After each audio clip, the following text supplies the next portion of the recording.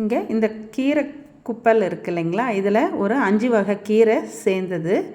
இது கிராமங்கள்லேருந்து எடுத்துகிட்டு வந்து விற்கிறவங்க இந்த லோக்கல் மார்க்கெட்டுங்களில் விற்பாங்க. இதுக்கு பேர் கலவாங்கீரை.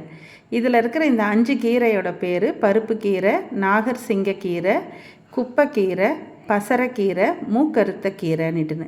இது வயிற்றில் இருக்கிற கல் எடுத்துருமா சிலது வந்துட்டு முட்டி வலிக்கு ரொம்ப நல்லது அப்படின்றாங்க. ஸோ இந்த கீரையை ரொம்ப நாள் கழித்து இப்போ தான் இதை ட்ரை பண்ணேன். சிறு கசப்பாக இருக்குது, ஆனால் ரொம்ப டேஸ்டியாகவே இருக்குது.